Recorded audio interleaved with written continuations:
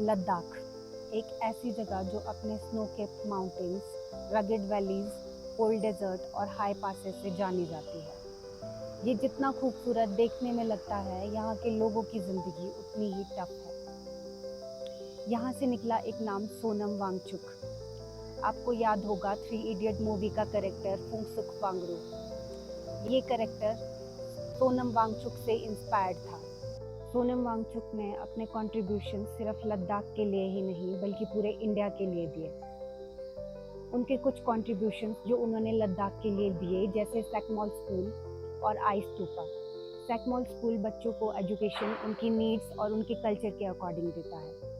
आई स्तूपा ये एक artificial glacier होता है जो लद्दाख की पानी की नीड्स को पूरा करता है। आई स्तूपा के इन्वेंशन के लिए उनको 2018 में रामन मैगसेसे अवार्ड से ऑनर किया गया। सोनम वांगचुक ने अपने कंट्रीब्यूशन सिर्फ एजुकेशन की फील्ड में ही नहीं बल्कि पूरे इंडिया के लिए दिया। जब 2020 में इंडिया चाइना के टेंशन्स बढ़े, तब उन्होंने चाइनीज़ प्रोडक्ट बाइकॉट की अपील की। उन्होंने इंडियन आर्मी के लिए सोलर हीटेड टैंक्स के इन्वेंशन किए जो उन्हें -40 डिग्री टेम्परेचर में भी गर्म रखते हैं। और इन सब में से उनका सबसे बड़ा मिशन रहा लद्दाख के लिए 6th शेड्यूल और स्टेटहुड की डिमांड। इसके लिए उन्होंने 2019 से अब तक 5 बार स्ट्राइक्स किए। दरअसल 2019 में आर्टिकल 370 हटने के बाद उन्हें ये महसूस हुआ कि उनके कल्चरल और लैंड राइट्स खतरे में हैं। ये 6th शेड्यूल है क्या? हमारे कॉन्स्टिट्यूशन में 12 शेड्यूल्स दिए गए हैं, जिसमें से एक है 6th शेड्यूल। ये उन एरियाज़ को दिया जाता है जहाँ पे ट्राइबल पॉपुलेशन 90% हो। आज तक ये सिर्फ 4 स्टेट्स को दिया गया है, असम, मणिपुर, मेघालय और त्रिपुरा को।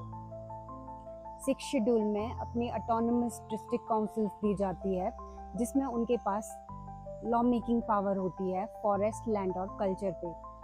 लद्दाख भी इन सब क्राइटेरियाज को फुलफिल करता है: लैंड राइट्स, कल्चरल आइडेंटिटी और ट्राइबल पॉपुलेशन। अब सवाल ये है कि 2019 से अब तक लद्दाख को ये राइट्स मिले क्यों नहीं? लद्दाख अपने बॉर्डर्स पाकिस्तान और चाइना के साथ शेयर करता है। पिछले कुछ वक्त से चाइना और इंडिया के बीच बॉर्डर डिस्प्यूट्स बढ़े हैं और चाइना ने अपनी मिलिट्री प्रेजेंस LAC पर बढ़ाई है। 2020 में गलवान वैली में इंडिया चाइना मिलिट्री क्लैशेस के बाद ये एरिया और भी बड़ा सिक्योरिटी कंसर्न बन जाता है। यहीं पर strategic locations like Leh, Pangong Tso और कारगिल लाई करते हैं, जिसकी वजह से सरकार को ये लगता है अगर उन्होंने लद्दाख को 6th शेड्यूल दे दिया तो वहाँ पर डिफेंस के प्रोजेक्ट स्लो हो जाएंगे। फिर दिन आया 26 सितंबर 2025 का, जब सोनम वांगचुक को नेशनल सिक्योरिटी एक्ट के तहत गिरफ्तार कर लिया गया।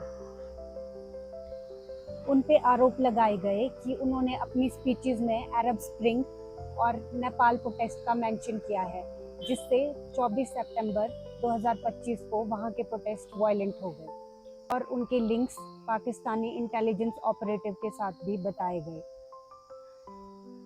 उनके NGO और सैकमॉल स्कूल के FCRA लाइसेंस कैंसिल कर दिए गए, जिसमें उसकी फॉरेन फंडिंग रोक दी जाती है।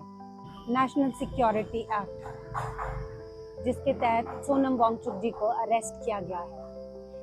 ये एक्ट अपने आप में इतना अनडेमोक्रेटिक है कि किसी इंसान को अगर सरकार ये कह दे कि ये नेशनल सिक्योरिटी के लिए थ्रेट है तो उसे 12 महीने तक जेल में रखा जा सकता है विदाउट एनी ट्रायल। उस इंसान को लीगल एड भी डिनाई की जा सकती है। सरकार जब इस एक्ट को लेकर के आई थी तो उन्होंने कहा था ये टेररिस्ट के लिए है, और अब इसका इस्तेमाल हो रहा है एक ऐसे इंसान के लिए जो हमेशा नॉन वायलेंस और गांधीयन फिलॉसफी के बारे में बात करते थे। उन्होंने इंडिया का नाम दुनिया भर में रोशन किया और ना जाने इंडिया के लिए कितने अवार्ड्स लाए। लद्दाख के लोग इसे अनफेयर और पॉलिटिकल वेंडेटा मानते हैं और अब वो सोनम वांगचुक के रिलीज़ की डिमांड कर रहे हैं। और अपोजिशन पार्टीज़ ने इस अरेस्ट को डिक्टेटरशिप और विच हंटिंग का नाम दिया है। बर्फ से ढका हुआ लद्दाख हमेशा अपनी खूबसूरती के लिए जाना गया है। लेकिन असली लद्दाख तब चमकेगा जब डेवलपमेंट और डेमोक्रेसी साथ में चलेगी। सोनम वांगचुक जी इस वक्त जेल में हैं, लेकिन उनकी आवाज़ अभी भी हवा में गूंज रही है। क्या लद्दाख के लोगों को अपनी ज़मीन और अपनी पहचान पर हक मिल पाएगा?